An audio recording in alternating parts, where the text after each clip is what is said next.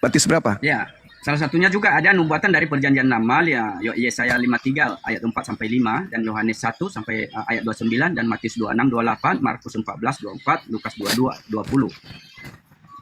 Kalau kita lihat dulu tentang dia dulu ya, dinubuatkan tentang kematiannya Matius 26 28. Sebab inilah darahku, darah perjanjian yang ditumpahkan bagi banyak orang untuk pengampunan dosa. Kalau kita lihat di Yesaya juga 53. Yesaya 53 ayat 4 sampai 5.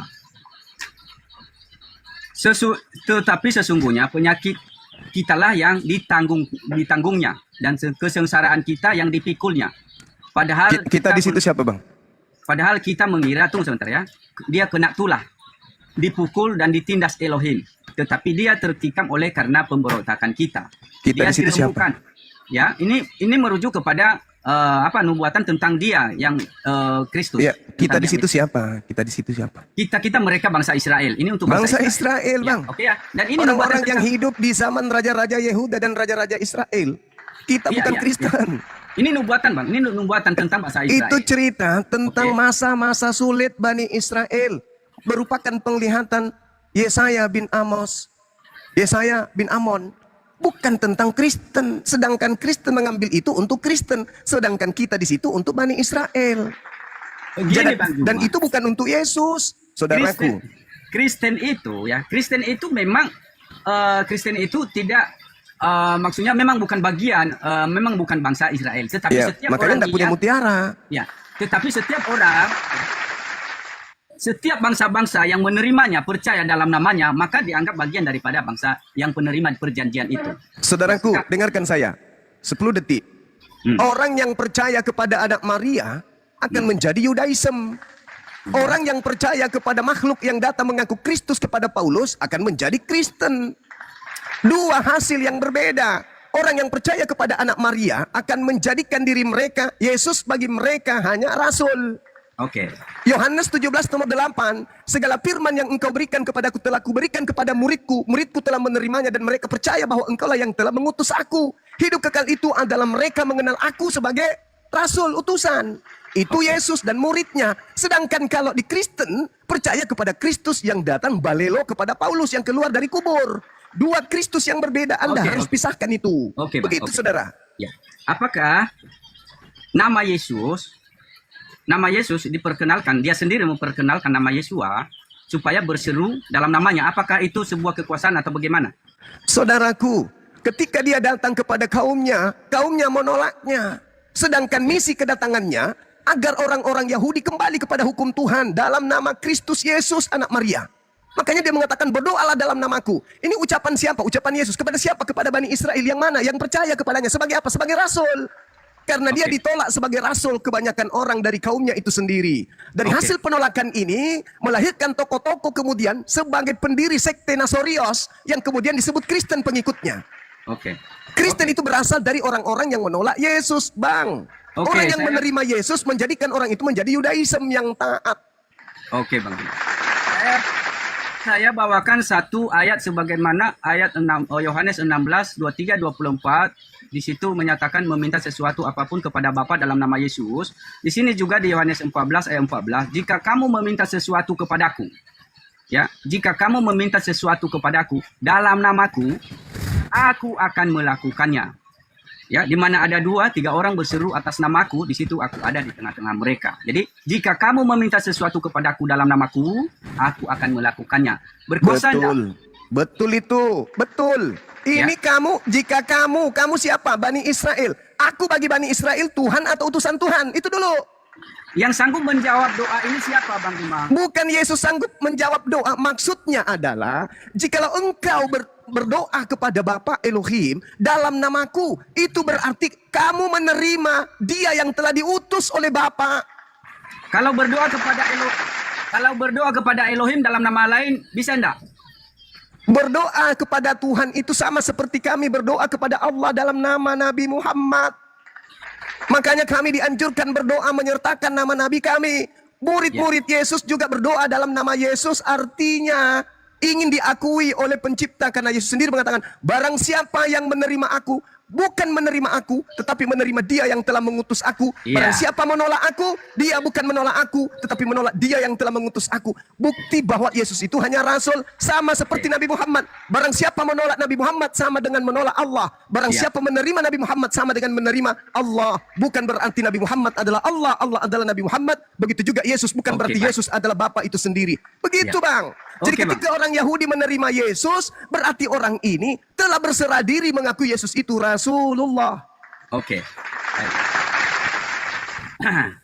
Apakah Bang Juma tidak memahami tentang apa yang dikatakannya di Yohanes 12 ayat 44? Jika kamu percaya kepadaku, engkau bukan percaya kepadaku, Nah. tetapi kepada dia. Dia yang mengutus aku. Itu Sebab ada apa dua. yang keluar dari mulutku bukan dari aku, tapi dari dia yang telah mengutus aku. Itu Endingnya hidup kekal Yesus diterima sebagai apa, Bang? Menurut Yesus nih. Ya. Endingnya Ya, hidup maknanya, kekal, hidup kekal pengertian. diterima. Oke. Hidup kekal diterima dengan menerima Yesus sebagai apa? Iya. Iya, pengertian yang tentang ayat itu ada dua, Bang Juma. Ada dua. Mulai jurus gereja keluar ini. Padahal Ini, itu simpel menjawabnya. ini, Hidup Bang Juma. kekal diterima manusia ketika menerima Yesus sebagai apa? Tuhan atau utusan Tuhan? Makanya ini Bang Juma ya. Makanya Abang bisa melihat masalah ya. generasi. Abang bisa melihat awal ada dua ya. Yohanes 14 ayat 10. Ya, saya coba baca ya. Bahwa Bapa yang diam di dalam dia yang melakukan pekerjaannya. Tidak semua Kristus itu mengatakan hal-hal yang kuasa, tetapi Bapa yang diam di dalam Kristus itu yang dipercaya Tuhan. Ya, makanya harus memanggil dia dalam nama Yesus, ya. Ini era perjanjian baru, Bang, tidak era perjanjian lama ya. Kalau kita Betul. melihat, ya, Betul. Yesus datang ketika mengajarkan hal-hal seperti itu. Jangankan kayak itu, Musa disebut Elohim. Musa disebut Bapa. Itu biasa bagi kaumnya Bani Israel, tapi itu luar biasa bagi orang Roma dan Yunani. Karena ketika ada rasul utusan Tuhan turun ke bumi, bagi orang Yahudi itu adalah Mesias, utusan Tuhan, wakil Tuhan, duta Tuhan. Karena Tuhan tidak mungkin turun ke bumi. Tapi bagi orang Roma Yunani, ketika ada orang sakti seperti Paulus pun dianggap dewa, apalagi selevel Yesus. Nah, sedangkan doktrin yang Anda terima itu adalah doktrin dari Roma Yunani. Apa itu? Dewa turun ke bumi jadi manusia, Yesus. ya. Baik. Beda itu, Bang. Oke, jadi kalau kenapa setiap pengajaran Kristus itu tetap mengutamakan akan penyeruan kepada Elohim itu dalam namanya, karena ada maknanya. Tujuan Tuhan untuk memberi nama itu kepada Kristus, ya, supaya melalui penyebutan Yesua itu Bapa dipermuliakan di dalam Kristus. Makanya ketika ia bertanya kepada murid-muridnya, menurutmu siapa aku? Dan di situ dia mengatakan bahwa dia Mesias. Nah, itu tubuh Kristus itu memang Mesias, tetapi itu. Bapa yang kita kenal yang diam di dalam dia itu yang disebut Tuhan, ya. Di sini Nah, ya. ini dia nih. Dan pada hari itu kamu tidak akan Ini menanyakan dia. apa-apa kepadaku. Aku berkata kepadamu, sesungguhnya segala sesuatu yang kamu minta kepada Bapa akan diberikannya kepadamu dalam namaku. Ini dia Jadi nih. Bapa pun memberikan sesuatu permintaan saya kepada Bapa dalam nama Yesua. Ini dia nih. Sampai sekarang kamu belum meminta sesuatu pun dalam namaku, kata Yesua. Mintalah maka kamu akan menerima supaya penuhlah sukacitamu. Nah, itulah yang terjadi sampai sekarang ini, masih terjadi hal-hal itu, penyebutan nama Yesua terjadi mujizat. Begini Ya. kawan, dengarkan saya. Ya. Anda memahami itu sama seperti ajaran paganisme, politeisme, Hellenismesto. Sama. Maksudnya Bapa di dalam aku itu, segala firman yang aku lakukan, yang aku ucapkan itu dari Bapa. Semua tindakan yang aku kerjakan itu adalah yang diinstruksikan oleh Bapa. Makanya Petrus berkhotbah di dalam Kisah Rasul 2 nomor 22. Orang Israel harus tahu, lagi-lagi orang Israel. Bukan orang Roma Yunani, apalagi Kristen, apalagi orang Indonesia. Orang Israel harus tahu. Yang kumaksudkan adalah Yesus dari Nazaret yang telah ditentukan oleh Tuhan untuk melakukan mujizat, tanda-tanda, kekuatan yang dilakukan oleh Elohim melalui perantaraan Yesus. Ya. Yesus itu cuma perantara. Kenapa dia sakti? Karena ada Bapak yang membackingi dia. Bang Suma Ya. juga bisa membuat orang biji sakarnya pindah di jidat. Sekiranya Tuhan memberikan kekuasaan itu kepada saya. Bisa. Yesus bisa melakukan itu karena dia orang pilihan. Ya. Musa bisa melakukan itu karena mereka orang pilihan. Yohanes Pembaptis bisa melakukan itu karena dia orang pilihan. Datang orang Kristen dari barat, hal-hal seperti itu mereka maknai seperti dewa yang turun ke bumi. Jadi Oke. pandangan orang Yahudi, pandangan orang Islam terhadap para nabi ketika dia sakti mandraguna itu karena mereka wakil Tuhan, bukan Tuhan. Tapi bagi orang Roma dan Yunani, ketika melihat manusia berjalan di atas air, apa kata mereka? Halilintar, dewa kita sudah turun ke bumi. Jadi pandangan yang Anda nilai yang Anda bangun, Manifestasi yang Anda bangun adalah manifestasi orang-orang paganisme, politeisme yang menyembah kepada dewa turun ke bumi. Ya, oke. Ya, mari di sini kita tujuan kita kan di sini untuk saling belajar ya. Kalau saya di sini ya. Oke. Buktinya nama Yesus itu, nama Yesua itu tidak tertuju hanya untuk Mesias saja ya. Kalau saya katakan Yesua ini adalah nama Elohim yang diberikan kepada Kristus ya. Di sini buktinya bahwa nama Yesua ini tidak merujuk hanya kepada hambanya saja yaitu Mesias, tetapi ini juga diberikan kepada Roh Kudus. Berarti Yesua itu tidak panggilan hanya untuk Kristus saja, tetapi panggilan juga kepada kedatangan Roh Kudus. Di sini di Yohanes 13 ayat 31 sampai 32 bahwa Bapa akan mengutus Roh Kudus dalam namaku juga. Jadi nama Yesua itu tidak merujuk kepada pribadi Kristus. Makanya Yohanes 12 ayat 44 tadi mengatakan, jika kamu percaya kepadaku, engkau bukan percaya kepadaku karena nama Yesus itu loh, tetapi kepada Dia yang mengutus aku. Nah, nama Yesua itu juga disematkan kepada Roh Kudus. Di sini kita harus mengenal Yesua dan Kristus. Ada dua yang harus kita perhatikan. Nah, ketika menyatakan Bapa yang diam di dalam aku, itulah Bapa yang kami panggil Yesua, yang tidak akan pernah mengalami kematian. Ya, nah hambanya yang Kristus itu yang disebut baiknya Elohim yang mengalami kematian. Nah, kami panggil, makanya kenapa Roh Kudus juga diutus dalam nama Yesua. Tidak juga hanya disematkan nama Yesua itu untuk anak Maria itu saja, tetapi kepada Roh Kudus. Maka ketika memulai pekerjaannya, Kristus memulai pekerjaannya dibaptis, maka di situ terlihatlah Roh Kudus akan menaungi turun di atasnya. Dari situlah mulai pekerjaan Elohim itu dalam Kristus. Jadi Bapa itu yang diam di dalam Kristuslah yang melakukan pekerjaannya sesuai Yohanes 14 ayat 10. Jadi dalam hal ini ada pekerjaan anak, ada pekerjaan Elohim. Jadi yang kami percaya Elohim itu Dia yang berdiam dalam Kristus karena Dia Elohim itu adalah Roh. Jadi siapa yang disalib? Dialah adalah Kristus. Yang disebutnya juga sebagai baiknya Elohim. Nah, di sini ini perlu yang benar bahwa nama Yesus tidak tertuju kepada satu sosok atau anak Allah saja, tetapi tertuju kepada Roh Kudus yang mendiami yang berkenan berkemah di dalam Kristus, karena Kristus itu adalah disebut baik Elohim yang suci di hadapannya, yang hidup di hadapan Elohim. Makanya bukan di Yerusalem lagi katanya. Orang-orang yang mengenal Tuhan itu menyembah Elohim dalam roh dan kebenaran lagi, bukan di Yerusalem lagi arah penyembahan. Bukan lagi di Gunung Sinai, tetapi memanggil Kristus di mana baik Elohim ada, disitulah Elohim itu ada. Sebab Elohim berkemah di dalamnya. Nah, itulah sosok yang kita pernah. Kenapa dia seringkali mengatakan berseru kepada Elohim dalam namaku? Sebab Yohanes 17 ayat 11 12 bahwa Kristus berdoa di situ mengatakan bahwa aku telah memberitahukan namamu, yaitu namamu yang telah kau berikan kepadaku. Jadi penyeruan nama Yesua itu tidak tertuju kepada tubuh Kristus, tetapi tertuju kepada Elohim yang diam di dalam Kristus. Itu dia inti dari segala nama Yesua itu. Makanya ia berkata di Yohanes 12, jika kamu percaya kepadaku, engkau bukan percaya kepadaku sebagai Kristus, hambanya, tetapi kepada Dia yang mengutus aku. Itu makna Yesua itu, panggilan Tuhan, panggilan Elohim. Jadi gini kawan, itu tidak ada apa-apanya itu. Kenapa dia jadi euforianya lebih daripada yang seharusnya? Karena kalian adalah pengikut orang Roma Yunani. Maka hal-hal yang hanya biasa aja bagi orang Yahudi, Anda anggap sesuatu yang sangat luar biasa melalui ajaran Paulus. Nih, saya ingin bertanya kepada saudara, biar kita tidak terlalu panjang lebar. Yang ada pada diri Yesus yang Tuhan itu yang mananya? Menurut pandangan Kristen, jasadnya atau rohnya? Bapa itu memiliki kehidupan sendiri, Bang. Ya, yang saya tanya, yang ada pada diri Yesus yang adalah Tuhan bagi kalian itu apanya? Ya, Elohim itu roh. Maka di Yohanes 14 ayat 10 bukan Elohimnya, Yesusnya. Yesusnya ada, kan dari tadi Anda pingin kali saya ini juga percaya bahwa anak orang ini Tuhan. Padahal tadi saya sudah membacakan kemudian data khotbah Petrus, Yesus ini melakukan satu tindakan dalam bentuk jasadnya karena Bapa yang melakukan melalui Yesus. Tapi Anda mengartikan lain. Oh tidak, Yesus itu memang Tuhan itu sendiri pada diri. Maka saya bertanya, yang ada pada diri Yesus itu yang Tuhan apanya? Jasadnya atau rohnya? Oke. Ya, Elohim itu adalah roh ya. Kalau kita melihat siapa dia Kristus ya. Padahal saya tidak tanya Elohim loh abang. Saya tanya Yesus. Kita dulu lari untuk saya perkenalkan Mesias atau Kristus yang dijanjikan kepada Daud. Kita bisa lihat di Lukas 1 ayat 30 ya. Makanya kalau pemahaman saya baca tiga-tiganya abangku, baca tiga-tiganya supaya tahu. Ini yang saya tanya. Betul ya. Ya, ini yang saya tanya. Yang ada pada diri Yesus yang membuat kalian ini seperti orang gila menyembah kepada Yesus. Apa istilah itu ya? Terlalu jatuh cinta kepada ketuhanan Yesus itu apa gitu loh? Jasadnya apa rohnya? Udah saya bilang tadi, jasad atau yang tumbuh sebagai tubuh jasmani rohani, jasmani manusianya itu adalah sebagai hamba yang disebut Kristus, Mesias. Tetapi Bapa yang diam di dalam dia itu, Bapa Ya. yang diam di dalam Bapak dia, ini diam dalam bentuk apa, abangku?